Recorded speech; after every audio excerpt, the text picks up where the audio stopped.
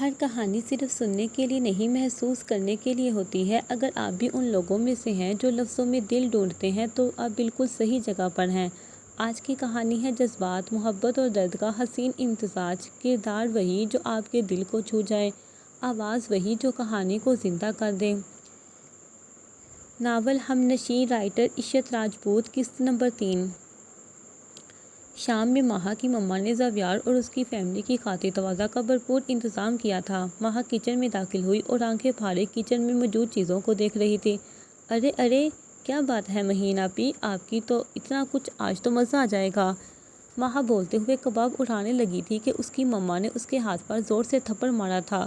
خبردار، جو کسی چیز کو ہاتھ لگایا تو یہ مہمانوں کے لیے ہیں، جب وہ کھا لیں گے، اگر کچھ بچا تو تمہیں بھی مل جائے گا۔ کیا؟ ماہا اپنا ہاتھ پیچھے کرتی بولی تھی کہ کیا مطلب ہے بھئی، میں ان کا بچا ہوا کھانا کھاؤں گی؟ سوال ہی پیدا نہیں ہوتا۔ میں تو ابھی کھاؤں گی۔ اور ماہا نے جھپٹ کر کباب اٹھا لیے اور بھاگتی ہوئی کچن سے نکل گئی۔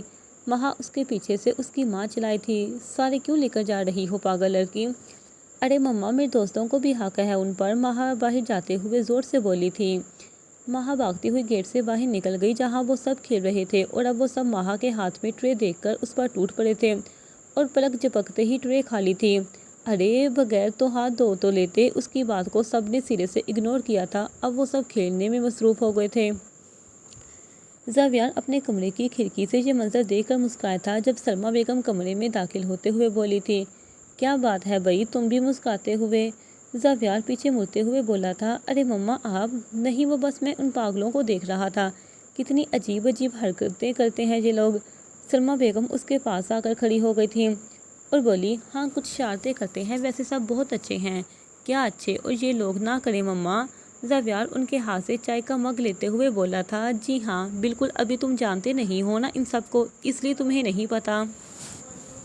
مما میرا خیال ہے جتنا میں جان چکا ہوں وہی کافی ہے۔ اچھا جب یہاں رہو گے نا تو خود سمجھ جاؤ گے۔ اچھا تھوڑی دیر تک تیار ہو جانا، ماہا کی طرف جانا ہے، اس کی مما نے دعوت کا کہا ہوا ہے۔ نہیں مما، میرا موڈ نہیں، میرا جانا ضروری ہے کیا؟ اور ویسے بھی میرا کوئی ارادہ نہیں اس پاگل سے منہ لگنے کا۔ سلمیٰ بیگم نے اسے گور کر دیکھا تو وہ خاموش ہو گیا تھا۔ کچھ دیر بعد وہ ماہا کے گھر موجود تھے۔ زاویار کو امید تھی کہ ماہا ضرور کوئی الٹی سیدھی حرکت کرے گی، لیکن ایسا کچھ نہیں ہوا تھا۔ ماہا اس وقت گھر میں نہیں تھی کیونکہ وہ ابھی تک گھر کے باہر دوستوں کے ساتھ موجود تھی۔ جب وہ گھر میں داخل ہوئی تب تک وہ کھانا کھاتے خوش گپیوں میں مصروف تھے۔ ماہا نے اندر آ کر زور سے سلام کیا تھا، سب نے اس کے سلام کا جواب دیا۔ زاویار اس کو کن آنکھوں سے دیکھ رہا تھا اور وہ سیدھا اوپر کی طرف چلی گئی تھی۔ کچھ ہی منٹوں میں وہ چینج کر کے واپس آ گئی تھی۔ اب وہ کچن میں تھی اور ایک بڑی ٹرے میں کھانا نکال رہی تھی۔ ماہین کو پتا تھا کہ اب یہ کھانا کھانے کے لیے دوستوں کو بلانے والی ہے اور اس چکر میں کچن برباد کر دے گی، اس لیے وہ خود اٹھ کر آئی اور اس کو کھانا نکال کر دیا۔ وہ ٹرے اٹھائے ڈرائنگ روم میں آ گئی تھی اور ٹیبل پر کھانا رکھ چکی تھی اور اس کے سب دوست آ چکے تھے۔ اب وہ سب کھانا کھانے میں مصروف تھے۔ زاویار ان کو دیکھ سکتا تھا، اس کی شرارت پر حیران تھا۔ وہ کھانا کھا رہے تھے، اس کو دیکھ کر دانت زیادہ نکال رہے تھے۔ ماہا وہاں سے اٹھ کر آئی اور ماں سے رائتہ مانگا اور وہاں کھڑی بولی تھی، مما اگر کسی پاگل کو ڈیل کرنا پڑ جائے تو کیا کرتے ہیں؟ زاویار کو اس کی بات پر ہچکی لگی تھی۔ علیزہ بیگم نے اس کو پانی دیا لیکن وہ اب تک ہنس رہا تھا۔ سلمیٰ بیگم اور ماہی جانتی تھی کہ ماہا نے کیوں کیا ہے۔ ماہا نے اپنی ماں کو کہا، ارے مما میں ابھی اس کو ٹھیک کر دوں گی۔ یہ کہہ کر ماہا نے زور سے اس کی کمر میں مکہ جڑ دیا تھا اور زاویار کی آہ نکلی تھی لیکن اس کی ہچکی بند ہو گئی تھی۔ سب اس کی حرکت پر حیران تھے۔ سلمیٰ بیگم نے اس کو کہا، کیا بدتمیزی ہے یہ؟ ارے مما، آپ بھی تو میرے ساتھ بچپن میں یہی کرتی تھی نا، اور دیکھیں یہ ٹھیک ہو گیا ہے۔ ماہا طنزیہ مسکراہٹ لیے اس کو چڑھا رہی تھی جبکہ زاویار خون کے گھونٹ پی رہا تھا اور اس کو کھا جانے والی نظروں سے گھور رہا تھا۔ ماہا اس کو ہاتھ ہلاتی وہاں سے جاتے جاتے بولی، ارے تھینکس کی کوئی ضرورت نہیں۔ باقی وہ افسانہ اس کو دیکھ کر ہنس رہے تھے۔ زاویار بہت مشکل سے ضبط کر رہا تھا اور اسے بدلہ لینے کا سوچ رہا تھا۔ آج کا دن ختم ہوا اور ماہا کو علیزہ بیگم سے خوب ڈانٹ پڑی تھی، لیکن ماہا کو اس کی ڈانٹ کا ذرا اثر نہیں ہوا تھا۔ زاویار اپنے روم میں بیٹھا آفس کا کام کر رہا تھا۔ زاویار اسٹڈی کے ساتھ ساتھ اپنے بابا کی آفس کے کام میں ہیلپ کرواتا تھا جب اس کی مما روم میں آئی۔ کیا کر رہی ہو؟ اتنی دیر ہو گئی ہے ابھی تک سوئی نہیں؟ نہیں مما، بس میں سونے والا تھا، تھوڑا سا کام ہے وہ کر لوں، زاویار لیپ ٹاپ سائڈ پر رکھتے ہوئے بولا تھا۔ زاویار ایک بات پوچھوں؟ سلمیٰ بیگم ساتھ بیٹھتے ہوئے بولی تھی۔ جی مما پوچھے، ماہا کیسی لگتی ہے تمہیں؟ کیا ماہا؟ وہ ایک دم پاگل، لاپرواہ اور فضول حرکتیں کرنے والی وہ کیسی لگ سکتی ہے بھلا؟ زاویار ایسا نہیں کہتے۔ سوری مما، لیکن جو جیسا چاہے اس کے بارے میں ویسا ہی کہا جائے گا نا۔ زاویار تم اسے دوستی کرنے کی کوشش کیوں نہیں کرتے بیٹا؟ وہ بہت اچھی ہے۔ مما، اس سے دوستی کا سوال ہی پیدا نہیں ہوتا، اور اچھی آپ کو کہاں سے اچھی لگتی ہے؟ اس کا حلیہ دیکھا ہے؟ زاویار نے اس کے لڑکوں والے حلیے کو سوچ کر کہا تھا۔ اچھا نا، تم اس کے ساتھ آرام سے بات کر کے دیکھو، وہ دل کی بہت اچھی ہے۔ او مما، میں اس کے دل کا کیا کروں گا بھلا؟ اچھا ہو یا برا؟ سلمیٰ بیگم اس کی طرف دیکھتے ہوئے بولی تھی۔ اچھا تو یہ بات ہے بیٹا جی، آپ رہو گے تو پتہ چلے گا کیا کس کا کیا کرو گے۔ سلمیٰ بیگم اٹھ کر جا چکی۔ اس نے بہت کوشش کی زاویار سے بات کرے، لیکن وہ تو مہا کے بارے میں بات کرنے کو تیار ہی نہیں تھا۔ الٹا مہا کا نام سن کر اس کا دماغ خراب ہو جاتا تھا۔ مہا اور اس کے دوست کرکٹ کھیل رہے تھے کہ زاویار بھی وہیں چلا آیا تھا۔ ان کا لاسٹ سیمیسٹر تھا۔ زاویار کسی اسلام آباد سے یہاں آ گیا تھا۔ اپنی ماں کی ضد کی وجہ سے وہ بھی اپنا لاسٹ سیمیسٹر اس یونی سے کر رہا تھا، اور ان سب کو کسی چیز کی پرواہ نہیں تھی کہ پیپرز بھی ہونے والے ہیں یا نہیں۔ وہ اپنے کھیل میں مگن تھے۔ زاویار وہاں کھڑا اس لاپرواہ گروپ کو دیکھ رہا تھا، لیکن وہ نہیں جانتا تھا یہ وہ اسٹوڈنٹ تھے جو صرف پیپرز کے دنوں میں پڑھتے ہیں اور پاسنگ مارکس ان کے لیے کافی ہیں۔ وہ کھڑا سوچ رہا تھا۔ ان کی بال اس کے پاؤں میں کے پاس گری تھی۔ مہا بال لینے آئی تھی اور اس کو دیکھ کر رکی۔ کیا ہوا ہے پاگل بندر، کیا سوچ رہے ہو؟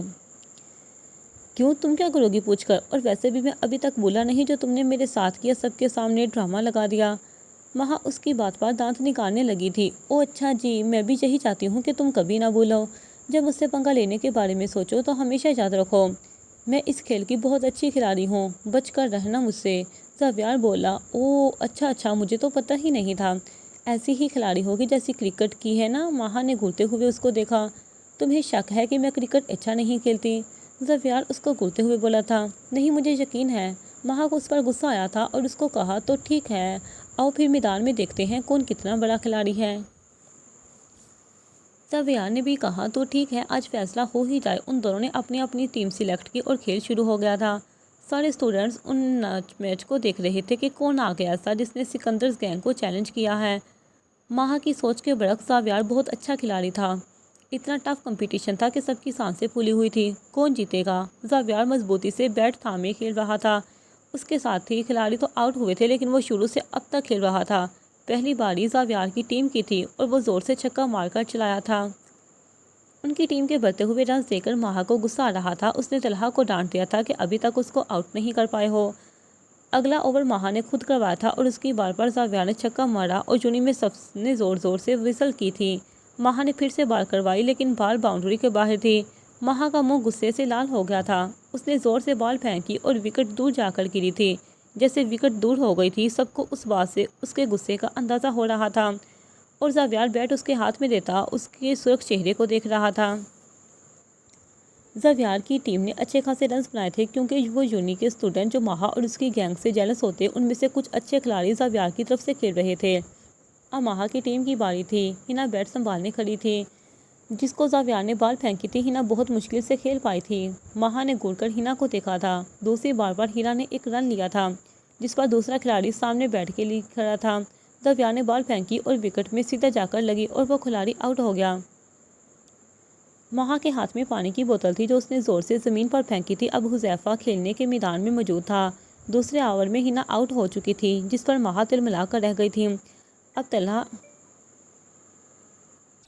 اور حذیفہ بیٹنگ کر رہے تھے اور انہوں نے اچھے رنز بنائے رہے تھے۔ اب کی بال پر کیچ ہوا تھا اور حذیفہ آؤٹ ہو چکا تھا، اور میرب کو تو پہلی بال پر ہی زاویار نے آؤٹ کر دیا تھا۔ مہا غصے میں لال پیلی ہوتی میدان میں اتری تھی اور زاویار کو لگاتار 4 چھکے مارے تھے اور گراؤنڈ میں تالیوں کی آواز گونج اٹھی تھی۔ اب بس مہا اور طلحہ رہ گئے تھے، بس ایک آؤٹ اور زاویار کی ٹیم جیت جاتی۔ لیکن ان دونوں کو آؤٹ کرنا آسان نہیں تھا، لیکن سب کی دھڑکن تیز دھڑک رہی تھی، کیونکہ لاسٹ اوور تھا اور زاویار کی پوری کوشش تھی کہ ان کو آؤٹ کرے، اور مہا کی جان پر بنی ہوئی تھی کہ ان کی عزت کا سوال تھا۔ ان کا کھیل پروفیسرز بھی دیکھ رہے تھے۔ زاویار نے بال ڈالی اور طلحہ سے مس ہو گئی، جس پر مہا نے اس کو گھور کر دیکھا۔ اگلی بار پر انہوں نے ایک سنگل رن لیا تھا۔ اب 3 بال رہ گئی تھی اور 5 رنز چاہیے تھے۔ اس سے اگلی بال پھر سے مس ہو گئی تھی۔ اب لاسٹ بال تھی اور 5 رنز چاہیے تھے۔ سب کی دھڑکن تیز ہو گئی تھی۔ کچھ لوگ ابھی سے خوش تھے کہ مہا کی ٹیم نے ہارنے والی ہے۔ سنی ابھی سے وزل کر رہا تھا۔ مہا کی ایک نظر اس پر پڑی۔ آج کی یہ آخری بال اس کی اور دوستوں کی عزت ہینا حذیفہ تو باقاعدہ دعا کے لیے ہاتھ اٹھائے کھڑے تھے۔ ماہا کا دماغ سنی جو دیکھ کر گم گیا تھا۔ آدمی مسلسل تسبیح کر رہا تھا کیونکہ اب وہ بھی ان کے گینگ کا حصہ تھا۔ جیسے ہی زاویار نے بال ڈال لی، ماہا نے پوری طاقت سے بیٹ گھمایا تھا اور بال ہوا میں اچھال دی تھی۔ سب کی نظریں بال پر تھیں۔ نیچے دو کھلاڑی اس بال کو کیچ کرنے کے لیے ادھر ادھر ہو رہے تھے اور جیسے ہی بال نیچے کی طرف آئی اس کو کیچ کر لیا گیا تھا۔ ماہا نے زور سے بیٹ زمین پر پھینکا۔ طلحہ حذیفہ نے سر جھکا لیا تھا، لیکن عادی نے اس فیلڈر کو باؤنڈری سے باہر دیکھا تو زور زور سے وسل کرنے لگا تھا۔ سب نے منہ اٹھا کر اس کی طرف دیکھا جو کیچ کرنے والے کی طرف اشارہ کر رہا تھا۔ اس کو دیکھ کر سب کے چہروں پر مسکراہٹ آ گئی تھی۔ ساری یونین میں تالیوں اور وسل کی آوازیں گونج رہی تھی۔ کیچ تو ہوا تھا لیکن باؤنڈری کے باہر۔ ماہا کی ٹیم جیت گئی تھی۔ سب ایک ساتھ گلے ملے تھے۔ زاویار دانت پیس کر رہ گیا تھا اور اب چلتا ہوا ان کی طرف آ رہا تھا کیونکہ اس میں اتنا ضعف تھا کہ اپنی ہار قبول کر لے۔ اس نے ماہا سے ہاتھ ملایا اور مبارکباد دی تھی۔ ماہا نے گرم جوشی سے اس کا ہاتھ تھاما تھا اور مسکرائی تھی۔ اگر آج میں ہار جاتی تو کبھی کرکٹ نہ کھیلتی اور تو تم یہ فیصلہ کر کے بیٹھی تھی۔ خیر کوئی بات نہیں، اب تو جیت گئی ہو، زاویار کہتا ہوا وہاں سے جانے لگا تھا کہ ماہا کی آواز پر واپس پلٹا۔ اوئے ہیرو، تم بہت اچھے کھلاڑی ہو۔ زاویار اس کو دیکھ کر مسکرایا تھا اور اس کے پاس آیا۔ اچھا کیا واقعی؟ ہاں اس کو دیکھتے ہوئے بولی۔ جی ہاں، بہت ٹف کمپٹیشن تھا، شاید پہلی دفعہ کوئی ٹکر کا کھلاڑی ملا۔ زاویار کچھ سوچتے ہوئے بولا تھا۔ اوہ اچھا، تو کیا جیتنے کی خوشی میں مجھ سے دوستی کرو گی؟ ماہا حیران ہوئی اور ابرو اٹھا کر کہا، دوستی مجھ سے؟ ریلی؟ کل تک تو جنگ کرنے کا ارادہ رکھتے تھے۔ زاویار نے ٹھنڈی سانس خارج کی اور بولا، دریا میں رہ کر مگرمچھ سے بیر تھوڑا مشکل کام ہے۔ ماہا اس کو آنکھیں دکھاتے بولی تھی۔ تم مجھے مگرمچھ کہہ رہے ہو؟ نہیں بالکل نہیں، میں نے تو مثال دی ہے۔ ماہا نے سمجھنے والے انداز میں سر ہلایا تھا۔ ماہا نے اس کا آگے بڑھا ہوا ہاتھ کچھ سوچتے ہوئے تھام لیا تھا جس پر اس کا سارا گینگ حیران تھا۔ ارے ارے، یہ شیر اور ہرن کی دوستی کیسے ہو گئی؟ میرب پاس آتے ہوئے بولی تھی۔ میرب کی بات پر سب ہنس دیے تھے۔ ادھر ریتا ان دونوں کو ہاتھ ملاتے دیکھ کر جل گئی تھی اور یہ منظر ماہا کی آنکھوں سے اوجھل نہیں رہا تھا۔ زاویار گھر پہنچا تو اس کی ماں اس کو حلیہ دیکھ کر حیران رہ گئی تھی۔ جو زاویار کبھی اپنے جوتے پر بھی دھول برداشت نہیں کرتا، وہ آج خود دھول مٹی میں ہوا نظر آ رہا تھا۔ سلمیٰ بیگم آگے بڑھی تھی اور اس کے سامنے آتے بولی تھی، زاویار یہ کیا حالت بنا رکھی ہے؟ کسی سے لڑ کر آئے ہو کیا؟ زاویار مسکراتے ہوئے بولا تھا، جی ہاں، آپ کی بہو نے خوب دھلائی کی ہے آپ کے بیٹے کی، وہ بھی ساری یونین کے سامنے۔ زاویار کہتا ہوا اوپر اپنے کمرے میں چلا گیا تھا اور سلمیٰ بیگم وہیں کھڑی اس کی بات کا مطلب سمجھنے کی کوشش کر رہی تھی، لیکن وہ سمجھنے سے قاصر تھی۔ زاویار اپنے کمرے میں آتے ہی کپڑے لیتا سیدھا شاور لینے واش روم میں گھس گیا تھا۔ علیزہ بیگم کچھ دیر وہیں کھڑی سوچتی رہی، لیکن اس کی سمجھ میں کچھ نہ آیا تو اوپر اس کے روم میں آ گئی تھی اور اس کے نکلنے کا انتظار کر رہی تھی۔ جیسے ہی وہ باہر نکلا اس کی مما نے سوال کرنا شروع کر دیے، زاویار تم کسی کو پسند نہیں کرنے لگے؟ یہ تم نے کہیں اسلام آباد میں کوئی شادی تو نہیں کی ہوئی نا؟ کس بہو کی بات کر رہے ہو؟ زاویار نے ماں کو مسلسل بولتے دیکھا تو ان کے سامنے آتے ہوئے بولا، مما پلیز بریک پر پاؤں رکھے، آپ کو کیا ہو گیا ہے؟ کوئی شادی نہیں کی میں نے، شادی تو آپ کی مرضی سے ہی کروں گا، اس لیے آپ آرام سے بیٹھ جائیں۔ اب زاویار ٹاول سے اپنے بال خشک کر رہا تھا۔ اس کی ماں ابھی بھی بے چین بیٹھی اس کے بولنے کا انتظار کر رہی تھی۔ زاویار بیٹا بولو نا، کیا ہوا تھا؟ میں پریشان ہو رہی ہوں۔ ارے مما کچھ نہیں ہوا، میچ کھیل کر آ رہا ہوں۔ ماہا کو چیلنج کیا تھا کہ اس کو میچ ہرا دوں گا لیکن خود ہار گیا۔ کھیلنے کی وجہ سے ہی دھول مٹی لگ گئی کپڑوں میں۔ اچھا تو وہ بہو والی بات کیوں کی؟ سلمیٰ بیگم ابھی تک ہنوز اسے دیکھ رہی تھی۔ زاویار شیشے کے سامنے کھڑا تھا، ماں کی بات پر پیچھے مڑا اور ابرو اٹھاتے ہوئے بولا، پہلے تو آپ مجھے بتائیں نا کہ مجھ سے پوچھے بنا میرا رشتہ کیوں کیا ہے بھائی؟ وہ الٹا ماں سے سوال کرنے لگا تھا۔ سلمیٰ بیگم اس کی بات پر حیران ہوئی کیونکہ انہوں نے تو بتایا نہیں، پھر زاویار کو کس نے بتا دیا؟ زاویار ماں کے سامنے بیٹھتے ہوئے ان کو دیکھا۔ کیا ہوا؟ کیا سوچ رہی ہیں؟ تم سے کس نے کہا؟ زاویار بولا، آپ کی اور بابا کی باتیں سنی تھی، میں آپ کے پاس آ رہا تھا لیکن آپ کی باتیں سن کر واپس روم میں آ گیا تھا۔ او میں بھی کہوں، تمہیں کس نے بتا دیا؟ ارے مما آپ ذرا مدعے پر آئیں، کیا سوچ کر اس پاگل سے رشتہ کیا میرا؟ سلمیٰ بیگم بولی، آپ کے بابا نے کیا ہے انہی سے جا کر پوچھو، اور ہاں رشتہ تو وہاں ہو گیا ہے، شادی بھی کرنی ہوگی، آئی سمجھ؟ یہ بات بھی بابا کے منہ سے رات کو ہی سن چکا ہوں، اس لیے آپ کی بہو سے دوستی کر کے آ رہا ہوں۔ کیا واقعی؟ سلمیٰ بیگم اس کی بات پر اچھل ہی پڑی تھی، ماہا نے تم سے دوستی کر لی؟ ارے واہ، یہ کیسے ہو گیا؟ پتہ نہیں مما کیسے ہو گیا تو لڑائی کرنے تھا، میڈم سے دوستی کر کے لوٹا ہوں۔ ویسے مما بڑا ظلم کیا ہے آپ نے اور بابا نے مجھ پر، میں اسے ایک دن برداشت نہیں کر پایا، ساری زندگی اس کے ساتھ توبہ مما سوچ کر ہی ڈر لگ رہا ہے۔ اچھا سچ بتاؤ زاویار، تمہیں کیسی لگتی ہے؟ سلمیٰ بیگم نے اس سے سوال کیا تھا۔ ساری زندگی اس کے ساتھ توبہ مما سوچ کر ہی ڈر لگ رہا ہے۔ اچھا سچ بتاؤ زاویار، تمہیں کیسی لگتی ہے؟ سلمیٰ بیگم نے اس سے سوال کیا تھا۔ پہلے تو میں نے نہیں دیکھا تھا اس کو غور سے، لیکن کل رات سے اس کو سوچ رہا ہوں، اور اب اس کو دیکھا تھا تو خود کو روک نہیں سکا، اس لیے دوستی کو ہاتھ بڑھایا ہے۔ بلکہ سمجھے آپ کی خواہش کے مطابق دل ہار بیٹھا ہے۔ خوبصورت بہت، اس میں کوئی شک نہیں، لیکن یار مما وہ کہیں سے لڑکی بھی تو لگے نا۔ زاویار اس کے حلیے کو یاد کر کے مسکرایا تھا۔ ارے ارے کیا بات ہے بھائی، تمہیں ہنسنا بھی سکھا دیا اس نے۔ میں نے نہ جانے کتنے سالوں بعد اب چند دنوں میں مسکراتے دیکھا ہے۔ وہ سب تو ٹھیک ہے، کیا اس کو پتا ہے اس رشتے کے بارے میں، یا پھر وہ بھی میری طرح لا علم ہے؟ بیٹا جی، اس کو پتا ہوتا تو تمہیں کراچی شہر میں داخل نہ ہونے دیتی۔ ماں کی بات پر زاویار بھی ہنس پڑا تھا۔ خیر اس کو بھی کچھ بتانے کی ضرورت بھی نہیں ہے، اس کو تو میں خود سیدھا کر لوں گا، سلمیٰ بیگم باہر جاتے ہوئے بولی تھی۔ بیٹا جی، اس کو سیدھا کرتے کرتے خود ٹیڑھے نہ ہو جانا۔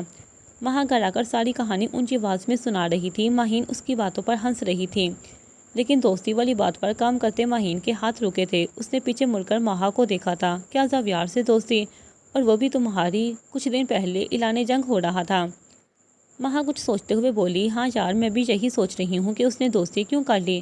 وہ تو مرنے مرانے پر اتر آیا تھا، میں نے تو جیتنے کی خوشی میں ہاتھ ملا لیا تھا شاید۔ پھر کچھ سوچتے ہوئے بولی، کیا پتہ ڈر گیا ہو، لیکن وہ ڈرنے والوں میں سے نہیں۔ پھر کیا وجہ ہے؟ ماہین بھی کچھ سوچتی بولی تھی، مجھے تو دال میں کچھ کالا لگتا ہے۔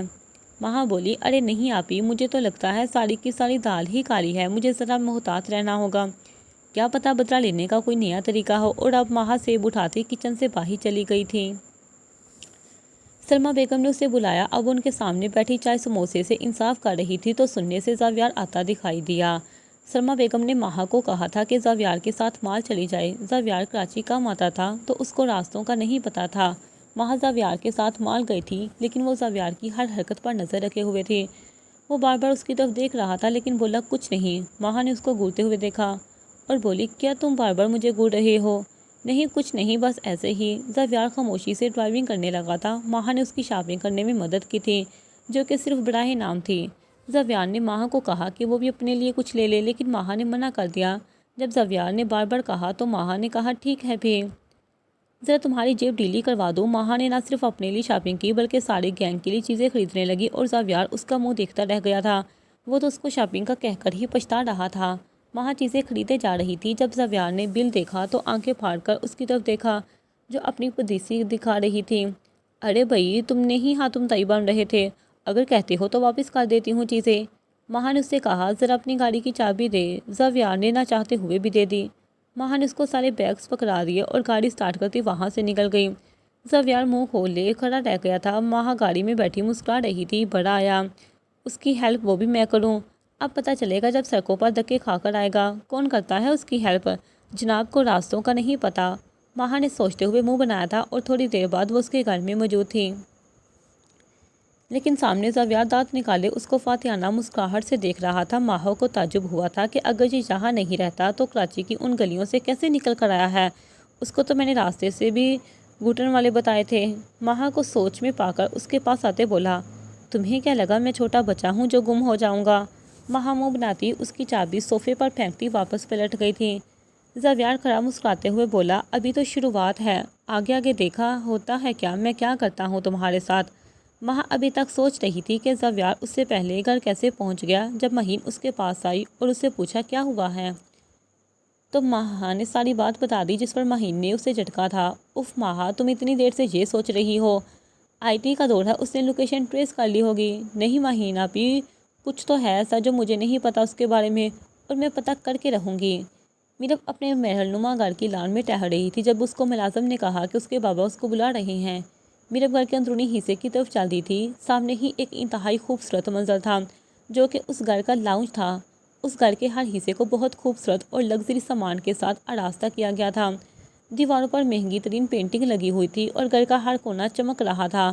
سامنے صوفے پر میرب کے بابا سلطان شاہ خان اور اس کے چاچو داور خان بیٹھے تھے۔ سلطان شاہ اس کے بابا کا مکمل نام تھا، اور نام کے آگے خان ان کے پٹھان ہونے کی وجہ سے تھا۔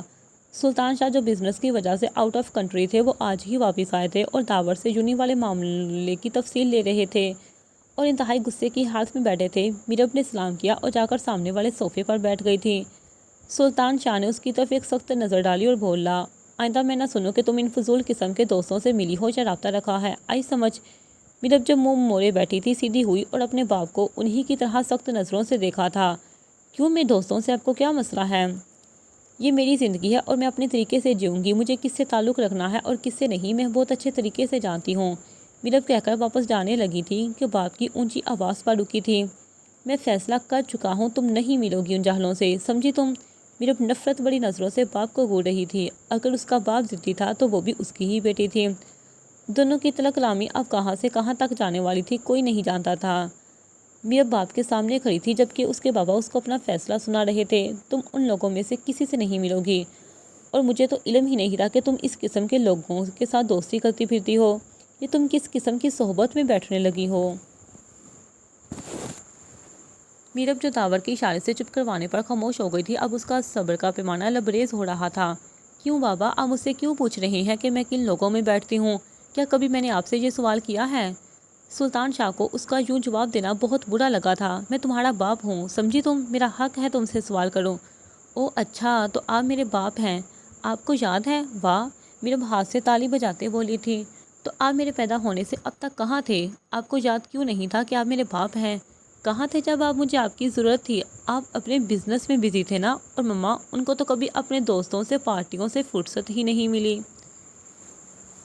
میرب چلائی تھی سلطان شاہ کو اسے جو خود سے بحث کرتے دیکھ کر غصے سے دارے تھے۔ سلطان شاہ گراتے ہوئے بولا تھا، یہ بڑوں سے بدتمیزی کرنا بھی ان جاہل دوستوں سے سیکھا ہے نا تم نے؟ نہیں میرب چلائی تھی، آپ سے سیکھا ہے، مما سے سیکھا ہے، آپ دونوں کو ہمیشہ کرتے دیکھا ہے میں نے، اور یہ سب آپ دونوں سے سیکھا ہے۔ آپ دونوں نے میرا بچپن تباہ کر دیا، مجھے ڈپریشن کا مریض بنا دیا تھا، اور آپ نے اپنی ذمہ داری کیسے پوری کی ہے یاد ہے نا آپ کو؟ آپ مجھے سائیکاٹرسٹ کے پاس لے گئی جیسے کہ میں پاگل ہوں، مجھے سمجھنے کی کسی نے کوشش نہیں کی۔ آپ دونوں اپنی اپنی لائف میں بزی تھے۔ میرب اب رو رہی تھی۔ داور خان خاموشی سے کھڑا اسے دیکھ رہا تھا۔ اس گھر میں اس کے ساتھ بھی تو یہی ہوا تھا، لیکن میرب خوش نصیب تھی کہ اسے اچھے دوست ملے تھے۔ داور نے خود کو خود تک محدود رکھا تھا۔ میرب چلا چلا کر کہہ رہی تھی۔ سلطان شاہ بت بنے کھڑے اس کو دیکھ سن رہے تھے۔ آپ کو پتا مجھے انہوں نے ایک نئی زندگی دی، جب میں تنہا تھی مجھے اپنا ساتھ دیا، جب میں اداس تھی مجھے مسکرانا سکھایا۔ اگر آج میں خوشی کے نام سے واقف ہوں تو اس کی وجہ میرے وہ دوست ہیں جنہیں آپ جاہل کہہ رہے ہیں۔ آپ نے ہمیشہ مما کو ذلیل کیا میرے سامنے، اور وہ آپ سے بھی 4 ہاتھ آگے تھی، آپ کا مقابلہ کرتی تھی، اور آپ دونوں میرے سامنے کبھی اچھا رول پلے نہیں کر سکے۔ مجھے تو آپ دونوں نے کوئی تمیز کوئی تہذیب سکھائی ہی نہیں ہے۔ اگر میں آج آپ کے سامنے کھڑی ہوں نا تو اس کی وجہ صرف آپ خود ہیں اور کوئی نہیں۔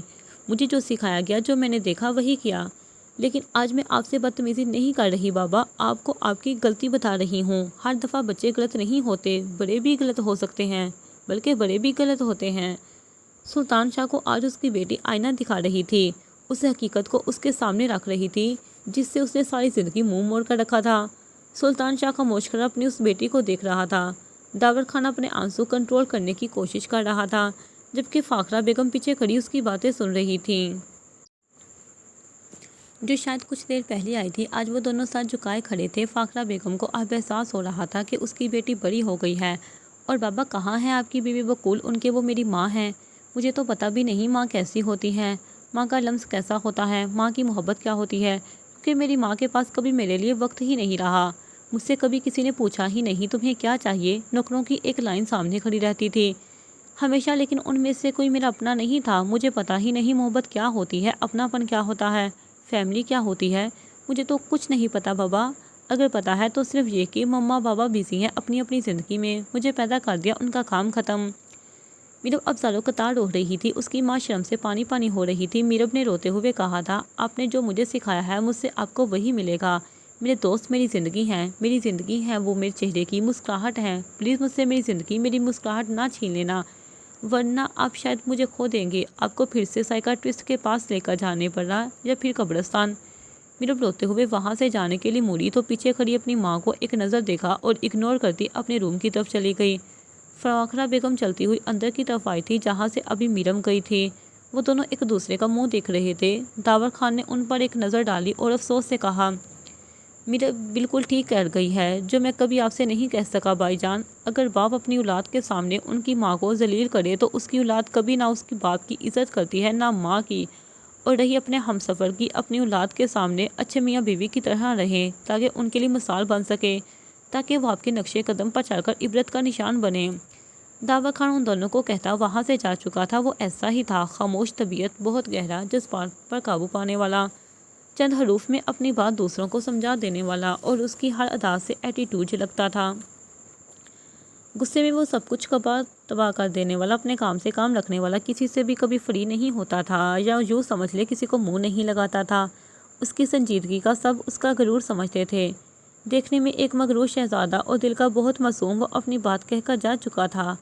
اب فاخرہ بیگم اور سلطان شاہ وہاں موجود تھے، لیکن ان کی انا اجازت نہیں دے رہی تھی کہ ایک ساتھ بیٹھ کر اپنی بیٹی کی ذہنی حالت کے بارے میں بات کریں۔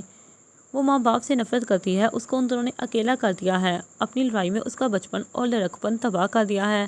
دونوں شرمندہ تھے۔ فاخرہ خاموشی سے روم میں چلی گئی اور سلطان شاہ ساری دنیا کی دولت جیتتے جیتتے اپنی بیٹی کو بھول گیا تھا۔ میرا اپنے روم کو لا کیے رو رہی تھی، جبکہ داور خان سگریٹ سلگائے بیٹھا تھا۔ وہ سگریٹ نہیں استعمال کرتا، لیکن زیادہ تکلیف یا پریشانی کی حالت میں وہ یوں ہی ٹیرس پر آ کر کھڑا ہو جاتا اور سگریٹ لگا لیا کرتا تھا۔ حقیقت، انسان جب تنہا ہوتا ہے تو وہ لوگوں کے رویوں کو زیادہ محسوس کرتا ہے، ہر چھوٹی سے چھوٹی چیز کے بارے میں اتنا سوچتا ہے کہ ڈپریشن کا شکار ہو جاتا ہے۔ اور انسان کے اکیلے ہونے کی کچھ وجوہات ہوتی ہیں۔ کسی بھی انسان کے اکیلے ہو جانے کا سب سے بڑا سبب اس کے اپنے ہوتے ہیں، جو انہیں اپنے تلخ لہجوں سے مار دیتے ہیں۔ تو انسان تنہائی پسند ہو جاتا ہے، اور تنہائی انسان کو اندر سے کھا جاتی ہے، کیونکہ جب انسان اکیلا ہوتا ہے تو وہ زیادہ سوچتا ہے، اور سوچیں انسان کو بیمار کر دیتی ہیں۔ اکثر لوگ ہجوم میں ہوتے ہوئے بھی خود کو تنہا محسوس کرتے ہیں۔ انسان کو ہمیشہ ایک ہم نشین کی ضرورت ہوتی ہے۔ کبھی وہ ہم نشین ہم سفر کی صورت میں ہوتا ہے تو کبھی دوست کی صورت میں، کبھی خونی رشتوں کی صورت جیسے ماں باپ، بہن بھائی۔ ہر انسان یہ تو چاہتا ہے کہ مجھے ہم نشین مل جائے، لیکن کبھی یہ کوشش نہیں کرتا کہ میں خود کسی کے لیے ہم نشین بن جاؤں۔ کوشش کریں کہ آپ کسی کے لیے تکلیف کا سبب نہ بنیں۔ اگر آپ لوگوں میں خوشیاں نہیں بانٹ سکتے تو آپ کو یہ حق بھی نہیں ہے کہ آپ کسی کو تکلیف دیں۔ خوش رہیں اور رہنے رہیں۔ آج کی صبح سلطان شاہ کے گھر میں بہت اداس تھی۔ وہاں چہل پہل تو پہلے بھی کبھی نہیں رہی تھی، لیکن کوئی اداس نہیں تھا، سب اپنی زندگی میں مصروف رہتے اور ہمیشہ یہاں خاموشی کا راج ہوتا تھا۔ لیکن آج اس خاموشی میں عجیب اداسی شامل تھی۔ داور خان اپنے روم میں لیٹا خاموش تھا، میرب ابھی تک سو رہی تھی، جبکہ سلطان شاہ ناشتہ کر کے آفس کے لیے نکل چکا تھا۔ وہ میرب کو فیس نہیں کر پاتا، اس لیے اور دن اسے جلدی آفس چلا گیا تھا۔ فاخرہ بیگم ساری رات روتی رہی تھی اور سلطان شاہ بھی خاموش ماتم کرتا رہا تھا۔ وہ کامیاب بزنس مین تو بن گیا، لیکن ایک باپ کے روپ میں وہ کامیاب نہیں ہو سکا تھا۔ میرب یونی نہیں گئی تھی، لیکن داور خان اٹھ کر اپنے آفس کے لیے جانے کی تیاری کرنے لگا۔ جاتے ہوئے دیکھا تو میرب کا روم ابھی تک لاک تھا۔ اس نے ڈور ناک کیا، لیکن میرب نے کوئی ریسپانس نہیں دیا، تو اس نے میرب کو آواز دی، میرب یار اٹھو، باہر آؤ، کب تک اندر رہو گی، اور یونی نہیں جانا کیا؟ میرب کی آواز آئی تھی، میں نے کہیں نہیں جانا، پلیز آپ جائیں یہاں سے۔ داور خان جانتا تھا کہ ابھی اس کا غصہ ختم نہیں ہوا ہے، اس لیے وہ وہاں سے چلا گیا، لیکن جاتے جاتے سرونٹس کو آرڈر دیا تھا کہ میرب میم کو ناشتہ روم میں دینا ہے، اور وہ اب اپنی گاڑی میں بیٹھ کر آفس کے لیے نکل چکا تھا۔ مہا اور باقی سب یونی پہنچ چکے تھے اور سب خوش گپیوں میں مصروف تھے۔ مہا بار بار گیٹ کی طرف دیکھ رہی تھی، زاویار اسی کو دیکھ رہا تھا۔ اس نے مہا سے پوچھا، کیا دیکھ رہی ہو؟ کچھ نہیں، میرب نہیں آئی ابھی تک، اس وقت تو آ جاتی ہے۔ اس نے اپنی کلائی پر بندی گڑی کی طرف دیکھتے ہوئے کہا۔ آدی بولا، وہ تو اپنے چچو کی طرح بڑی والی گاڑی پر آتی ہے نا، کیا پتا آج ان میڈم کا موڈ نہ ہو یونی آنے کا۔ ان بڑے لوگوں کے موڈ کو خراب کب ہو جائے کچھ پتا نہیں چلتا۔ مہا نے اس کو آنکھ دکھائی تھی۔ طلحہ بولا، میرب ایسی نہیں ہے۔ حذیفہ نے بھی لقمہ دیا۔ ہاں، اگر چھٹی کرنی ہو تو بتا دیتی پہلے ہی، پتہ نہیں کیوں کال نہیں کی۔ تم میں سے کسی کو بتایا جب بھی کسی کی بات ہوئی ہو؟ سب نے نام میں سر ہلا دیا تھا۔ ہینا بولی، یار کل کر کے پوچھ لو نا، کوئی خود سے کیا کیا بولے جا رہے ہو۔ مہا نے میرب کا نمبر ڈائل کیا، لیکن نمبر بند جا رہا تھا۔ نمبر بند ہے، کیا کریں؟ زاویار بولا، اور اچھا یار، تم سب ابھی کلاس کا وقت ہے، چلو کچھ دیر بعد پھر سے ٹرائی کر لینا، کیا پتا تب تک ان کا نمبر آن ہو جائے۔ وہ سب کلاس روم کی طرف چلے گئے تھے۔ داور خان اپنے آفس میں بیٹھا تھا۔ اس نے گھر کال کر کے پوچھا کہ میرب نے کھانا کھایا ہے یا نہیں، لیکن اس نے کھانا کھانے سے منع کر دیا تھا۔ داور خان پریشان ہو گیا تھا کیونکہ میرب کا غصہ کچھ دیر کا ہوتا تھا لیکن اب اس کا غصہ ختم ہی نہیں ہو رہا تھا۔ اس کا نمبر دیکھ کر داور خان کے چہرے کو ہلکی سی مسکراہٹ نے چھوا تھا جس پر اس کا سیکرٹری حیرانگی سے اسے دیکھ رہا تھا۔ داور خان نے ایک اور سیکرٹری کو دیکھا تو وہ اپنے منہ کا نقشہ درست کر چکا تھا۔ داور خان نے اس کا نمبر اپنے موبائل میں سیو کیا اور سیکرٹری کو جانے کا کہا۔ داور خان نے کچھ سوچتے ہوئے نمبر ڈائل کیا تھا۔ رنگ کا ساتھ ساتھ اس کی دھڑکن بھی تیز دھڑکنے لگی تھی۔ دوسری طرف مہا انجان نمبر کو گھور رہی تھی۔ اس نے کال پک کی، دوسری طرف بالکل خاموشی تھی۔ کون؟ مہا نے سوال کیا۔ داور خان نے ہمت کر کے سلام کیا تھا۔ ایک باریک اور متاثر کن آواز مہا کے کانوں سے ٹکرائی تھی اور وہ ایک سیکنڈ میں پہچان گئی تھی۔ کلاس میں پروفیسر کے نہ ہونے کی وجہ سے شور تھا، اس لیے وہ اٹھ کر باہر چلی گئی۔ زویار اس کو جاتے ہوئے دیکھ رہا تھا۔ داور خان بولا، میں وہ کچھ کہنے ہی والا تھا کہ مہا اشارے سے بولی، ارے مجھے پتا ہے چاچو آپ ہیں، حکم کرے کیسے یاد کیا مجھ غریب کو۔ اس کے منہ سے چاچو سن کر داور خان نے دانتوں تلے زبان دبائی تھی۔ اف یہ لڑکی، کیا تم میرا نام نہیں لے سکتی؟ ارے نام کیوں بھائی، آپ چاچو ہیں تو چاچو کہوں گی میں تو۔ ہاں میں لڑتی ہوں لیکن بڑوں کی عزت ضرور کرتی ہوں۔ مہا اس کو زج کر رہی تھی۔ داور خان تو کچھ بول ہی نہیں پا رہا تھا۔ وہ خاموشی سے اس کو سن رہا تھا اور اس کو سننا داور خان کو اچھا لگ رہا تھا۔ کیا ہوا؟ چپ کیوں ہو گئے ہو؟ جلدی بتائیں کال کیوں کی؟ میرے پاس ٹائم نہیں ہے، مہا نے ایک ادا سے کہا تھا۔ اوکے منسٹر صاحب۔ داور خان اس کو تو سننے میں اتنا مگن تھا کہ وہ بول گیا اس نے کال کیوں کی تھی۔ ہاں وہ میں کام تو کچھ نہیں، بس وہ مہا بولی، اچھا وہ میرب کیوں نہیں آئی آج تک؟ داور خان نے میرب کا نام سن کر سر پر ہاتھ مارا تھا۔ ہاں وہ میرب کے لیے ہی کال کی تھی میں نے۔ کیا آپ گھر آ سکتی ہیں؟ میں آپ کے گھر خیریت ہے نا؟ وہ میرب ڈسٹرب ہے تو آپ ذرا مل لیتی تو۔ ٹھیک ہے داور، میں چنی سے واپسی پر مل لوں گی۔ مہا نے پروفیسر کو کلاس روم کی طرف جاتے دیکھ کر جلدی میں بولا اور کال کٹ کر دی۔ لیکن دوسری جانب داور خان اس کے منہ سے اپنا نام سن کر حیران اور خوش تھا۔ اس نے موبائل کو دیکھا تو کال کٹ چکی تھی۔ مہا سے بات کرتے اس کے چہرے پر ہلکی ہلکی مسکراہٹ اب پورے چہرے پر پھیل چکی تھی۔ وہ کرسی سے ٹیک لگائے مسکرا رہا تھا اور مہا کے منہ سے نام سن کر دہرا رہا تھا، کیونکہ آج تک کسی کی ہمت نہیں تھی کہ اس کو ڈائریکٹ داور کہہ کر پکار سکے۔ صرف ایک سلطان شائستہ شخص تھا جو اس کو داور کہہ دیا کرتا تھا، وہ بھی کبھی کبھار۔ وہ پہلی لڑکی تھی جس نے ڈائریکٹ اس کو داور کہا تھا اور داور خان بہت خوش تھا اس کے منہ سے اپنا نام سن کر۔ جب اس کا سیکرٹری ایک امپورٹنٹ فائل لے کر آیا تھا، اس داور خان کو مسکراتا دیکھ کر دروازے کے بیچ ہی کھڑا رہ گیا۔ داور خان آنکھیں باندھ کے مسکرا رہا تھا۔ اس کو مسکراتا دیکھ کر ایان کو دلی خوشی ہوئی تھی۔ داور خان سر جھٹکتا سیدھا ہوا تھا تو ایان کو دروازے میں دیکھ کر اس کے چہرے کے زاویے تبدیل ہو گئے تھے۔ اب وہ سپاہ چہرے سے ایان کو گھور رہا تھا، اس کے ساتھ ہی ایان کو چہرہ بھی بالکل سنجیدہ ہو گیا تھا۔ سر وہ یہ فائل۔ داور خان نے اسے اندر آنے کا اشارہ کیا اور اس کے ہاتھ سے فائل لی اور اس فائل کا جائزہ لینے لگا۔ ایان اپنے سر کو دیکھ کر مسکرا رہا تھا، جبکہ داور خان نے صفحہ پلٹتے ہوئے اس سے پوچھا، کس خوشی میں دانت نکل رہے ہیں؟ اس میں اتنی فنی بات اتنے سخت انداز میں کہی تھی۔ ایان نے کہا، سر 3 سال سے آپ کے ساتھ ہوں لیکن میں نے پہلی دفعہ آپ کے چہرے پر مسکراہٹ دیکھی ہے۔ اس کی وجہ تو نہیں جانتا لیکن دعا کریں کہ آپ کی مسکراہٹ اللہ تعالیٰ ایسے ہی قائم رکھے اور اس وجہ ہمیشہ برقرار رہے۔ آپ نے اتنے کم وقت میں اتنی کامیابی حاصل کی ہے لیکن میں نے کبھی آپ کو خوش نہیں دیکھا۔ داور خان نے فائل سائڈ پر رکھی اور اس کی طرف دیکھتا بولا، خوشیاں بہت قیمتی ہوتی ہیں، اس لیے جہاں سے جتنی ملے سمیٹ لینی چاہیے اور اب مکھن لگانے کی ضرورت نہیں، کام پر دھیان دو۔ اب وہ پھر سے اپنے کام میں مصروف ہو گیا تھا۔ اچھا یہ فائل مجھے دو، میں ساتھ لے کر جا رہا ہوں۔ ایان حیران ہوتے بولا، سر آپ گھر جا رہے ہیں؟ لیکن آپ تو کبھی آفس ٹائم گھر نہیں گئے۔ داور خان اس کو دیکھ کر بولا، تھوڑا اور مسکرانا چاہتا ہوں اس لیے جا رہا ہوں۔ وہ کہتا ہوا آفس سے نکل گیا تھا۔ ایان پیچھے سے دانت نکالتے ہوئے بولا، پتہ تو مجھے ہے لیکن آپ سیدھا اوپر پہنچا دیتے ہیں، بس اس ڈر سے نہیں کہا۔ خیر جو بھی ہے وہ ان کا مل جائے تاکہ ان کو بھی احساس ہو بیوی کس بلا کا نام ہے۔ ایان چیزیں سمیٹتا ہوا بولا تھا۔ داور اس کی بات سن رہا تھا۔ داور خان وہی فائل لینے واپس آیا تھا جو کہ جلدی کے چکر میں وہی چھوڑ دی تھی۔ اچھا تو ایان صاحب، اسے میں آپ کی دعا سمجھوں یا پھر بد دعا؟ ایان جو ٹیبل پر سر جھکا کر چیزیں سمیٹتا، اس کی آواز پر جلدی سے سیدھا کھڑا ہوا، سر آپ بھی، میں تو دعا دے رہا ہوں آپ کو، بد دعا کیسے دے سکتا ہوں؟ ابھی میرا مرنے کا ذرا بھی موڈ نہیں کہ آپ سے پنگا لوں۔ ایان فائل اس کی طرف بڑھاتے ہوئے بولا۔ داور خان نے ہاتھ بڑھا کر اس سے فائل لی اور ایک نظر اس پر ڈالتا باہر نکل گیا تھا۔ جاری ہے۔